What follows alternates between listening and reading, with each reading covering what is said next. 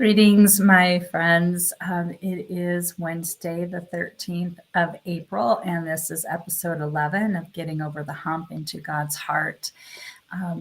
This is just a few short minutes for me to share from my heart what I hope is encouraging for others. We are all on a road, on a path, of a journey of kind of finding our way, understanding who we are. And for me, as a pastor, I believe that search and that journey really rests in God and following God's path. But that is not always easy for everyone. And so we can get stuck on that journey. And so these words are meant to be encouragement for those of you who may have been stuck.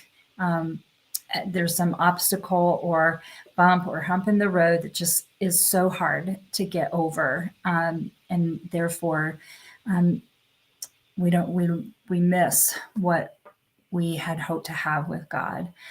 So for those who may have been hurt by the church or by Christians and just don't know that they could have a belief or faith or relationship with God, this is for you. But this is also for any of us who just find ourselves in the middle of a week kind of stuck. So today I am going to share what I feel is good news, but that may not look like good news from the start, right? So we are in what is called Holy Week. At the church that I serve here at Sunrise Church, we do observe a Holy Week.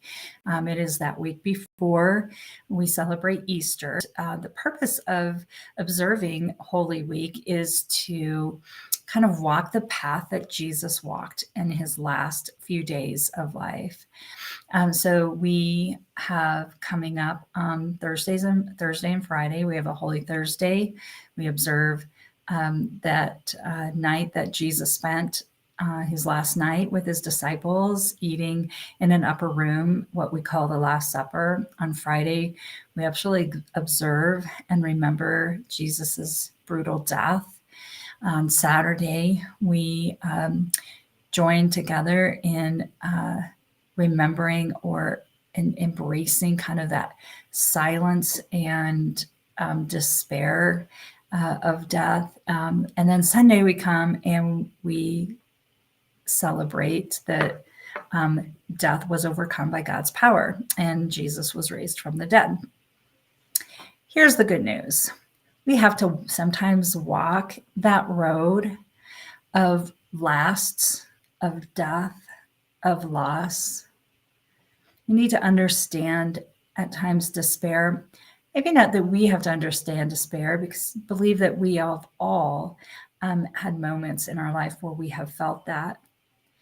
But when we really recognize how Jesus, who was human, God incarnate but human, faced despair, how Jesus went through death, and then how Jesus rose again, is an illustration of what God desires for us.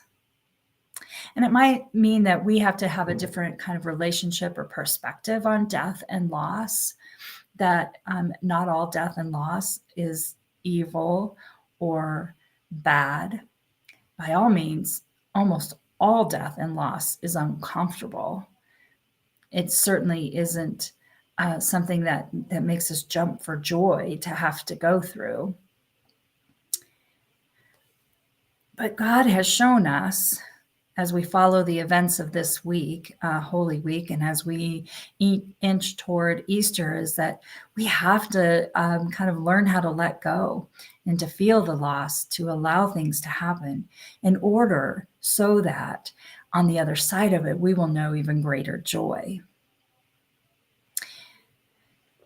Like I said, this is good news, but it may not sound like it. But I just think of all of you out there who may be feeling like life just isn't fair, that you can't get ahead, whatever that looks like for you, that you feel stuck in a cycle of sadness or, again, despair, of hurt, of agony. I would tell you that the more you fight it, the more likely you are to dig even deeper into it. To allow the example of Jesus, though, to help you kind of pull up, to help you understand that you are not alone and that God's not going to leave you there. That doesn't mean we have all the answers or that I have all the answers for you in your particular situation.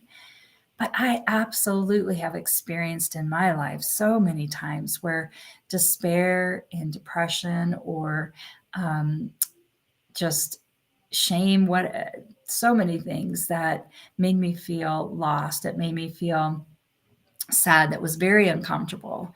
And I know in those moments, I felt like it was never going to end. And I tried everything in my own power to get over it, and it didn't happen. But it wasn't until I'll just let God kind of take those things, those times, those circumstances, and help lead me. And it wasn't always as miraculous as the resurrection from the dead of Jesus walking, being out of the tomb on the third day. That's not always how resurrection happens in our lives, if ever. But there is always newness because God is always creating, and God is always sourcing us and creation with newness, with hope, with a future. So this week, whether you have been observing Holy Week or not, I invite you today to take a few days and just contemplate that despair and the suffering, the pain, the loss, the death that Jesus experienced, and also the disciples and his followers, his loved ones, his mother, what they all experienced as well. Because when we can see that and understand that we are part of that story, then our despair, our hopelessness, our suffering won't feel like we're quite so alone. Maybe we will be able to see beyond what is uncomfortable and painful in the moment and see beyond to the power of resurrection, the hopefulness, the rejoicing of restored wholeness. So I hope this is encouraging for you. And I just am very focused this week on this last week of Jesus to not only to help serve others and to help others understand, but even in my own life, it is good. It is always good to be reminded that my sadness it never has to be the end game.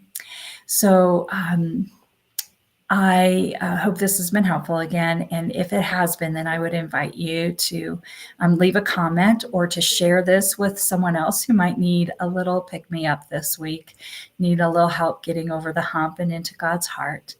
If there is anything you would like me to touch on, I would ask that you again comment or send me a message and I will try to address it. I have had one request to talk about divorce, and so I will do that in the next couple of weeks. I want to do a little preparation for that. But if there's anything else that you're just stuck in and you want to hear about where God's heart is for you, then please let me know, and I would love to share that.